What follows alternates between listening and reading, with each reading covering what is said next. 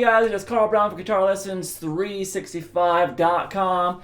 Got a massive hit from Bruce Springsteen today. We're going to learn how to do an arrangement of Dancing in the Dark. Obviously, this is an arrangement. This is really a keyboard-driven track and stuff like that. So I'm kind of arranging all this stuff, which is kind of tricky at times to get it all working on the guitar, especially that little main riff.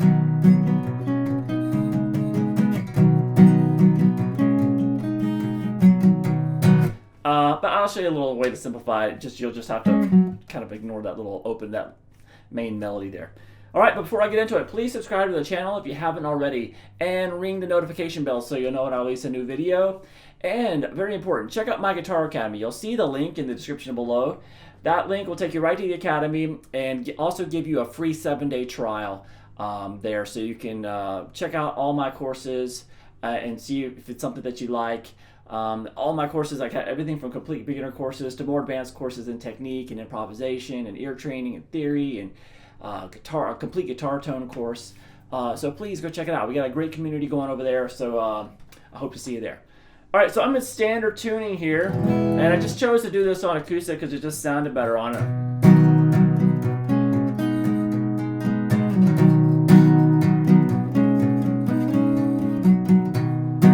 So what's going on here? So this opening, so if you want to simplify this main riff here, it really played the beginning of the tune and then the outro too during the sax solo and also during the verses, you can just hold this B major chord and then you basically play a G minor chord on top of it. So it's basically, G sharp minor chord on top.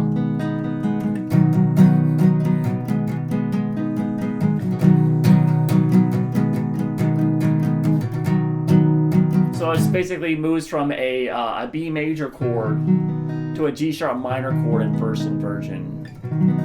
So that's what it's really based off of. So if you just want to just work on that part and not worry about that melody, it'll make it a lot easier to play.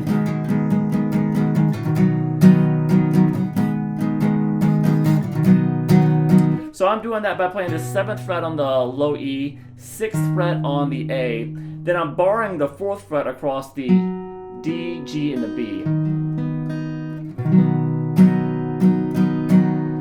All right, and then all you have to do from there, because it might not be the easiest chord to grab initially for you, is to change to the other chord. Just take your ring finger there that's playing the 6th fret on the A string, move it over to the 6th fret on the D, and then replace that, or you can just, if you want to really kind of cheat it, and a little awkward way of playing it here, but you can just lower your middle finger onto the 6th fret of the D string.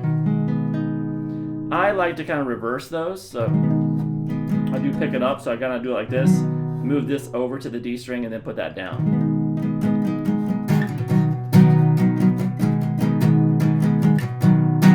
So that at least gives you the kind of harmonic underpinning of the verse in that intro.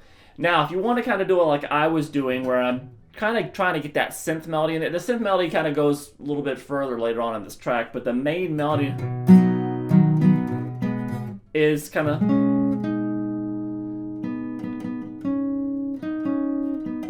So what I'm doing for that is I start with the regular B major,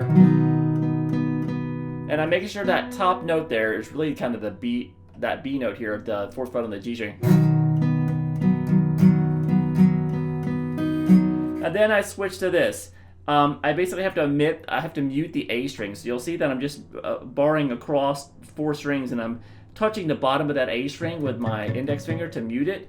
Because then in order to do this melody, I'm holding this note here, this 6th fret on the D, and then I play the 6th fret on the G as well, because that's the melody note. And then I move the melody over to that 4th fret there on the B. So when I do that, I'm going to pick up my ring finger.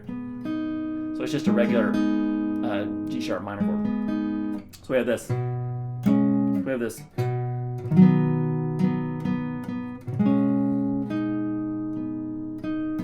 And back.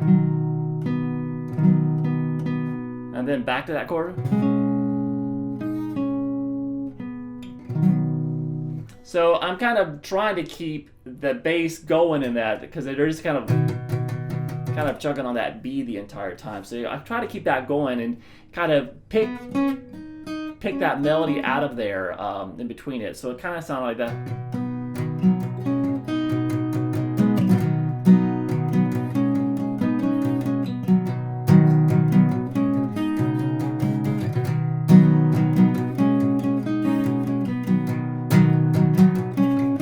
So you got to be able to kind of target those strings and kind of accent them to really bring that melody out. Or you just do this, and you got a buddy of yours to go.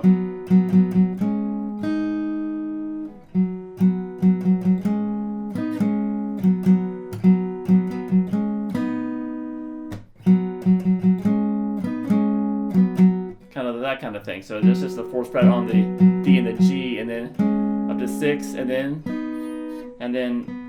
4 across the G and the B, and then repeat.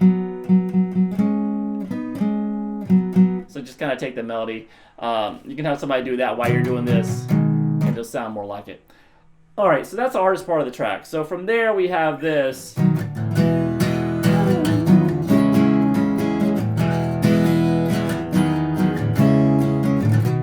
So that's that kind of.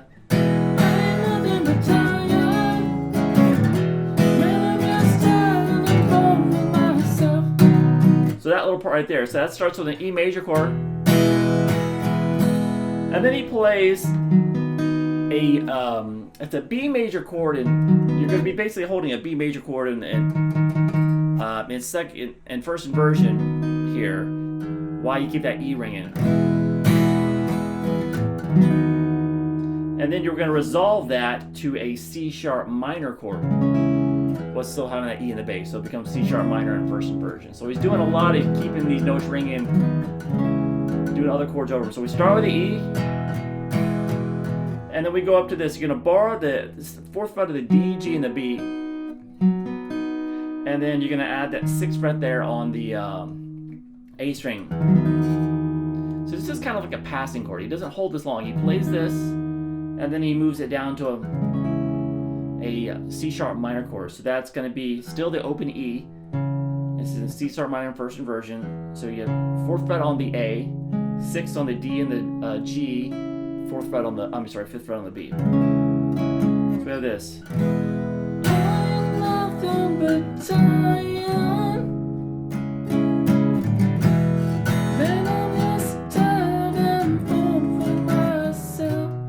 And then back to the main rhythm.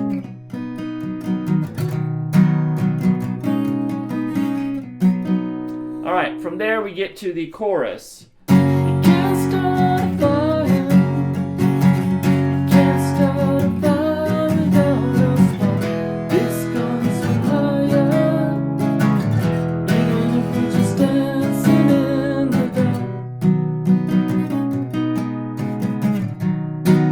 Man, I need to get a coffee shop gig. Sounding pretty good over here.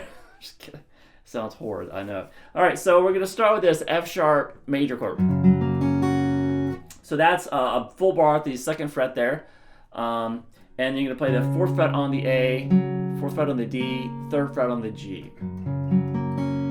So here we're doing this kind of thing again. We're going to play, start with the F sharp major chord, and then you're going to move it over to a B major chord with F sharp in the bass. So you still keep the F sharp in the bass, and just bar your, so this is going to be F sharp, the 2nd fret across the A and the E, and you're going to be barring the 4th fret across the D, G, and the B.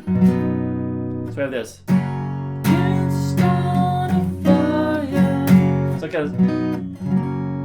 So that's that F sharp major to B with F sharp in the bass, so it's 2nd inversion B chord, and back down to the F sharp, and then again.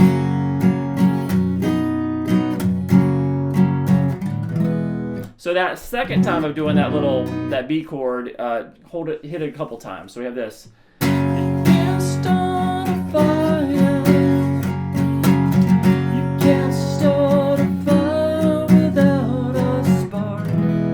Alright, then we go to this E riff again, so the E major chord. The difference here is when he's doing it during the chorus here, he doesn't do this, he doesn't do that little transition chord. He just goes straight from the E to the C sharp minor chord, and keeping that E in the bass too. So we get this. This goes for higher.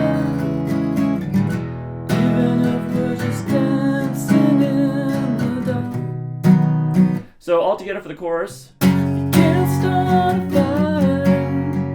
You can't start a fire without a spark.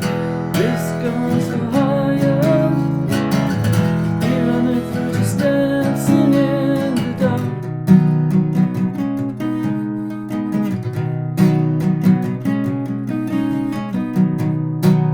Alright, so that's pretty much the main riff or the verse.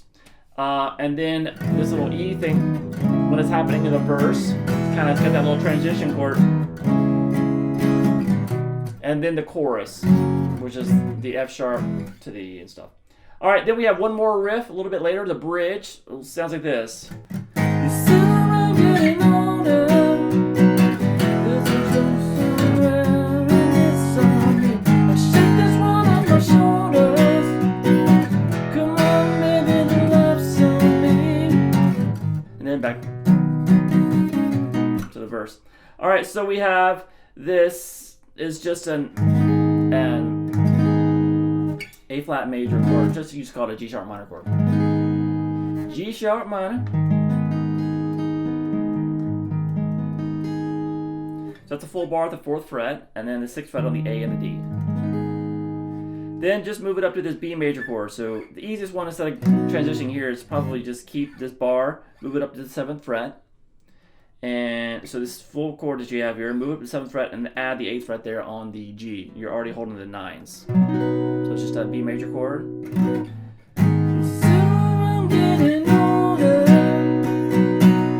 Then go to an E major chord. And then the same chord we did here, the B, but it's at the F sharp here. So the 2nd fret. So we've seen that before. So we have this.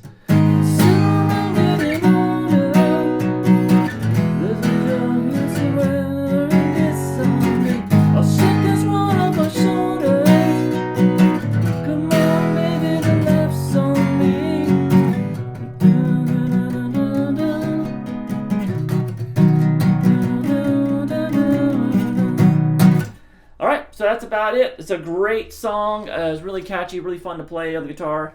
A little bit challenging to get that riff to kind of sound like the keyboard riff to sound like even close to that on the guitar. But if you can, it's pretty cool as it's like a kind of a solo acoustic piece or kind of a singer-songwriter thing. All right, I hope you guys enjoyed it. I'll see you again soon for GuitarLessons365.com.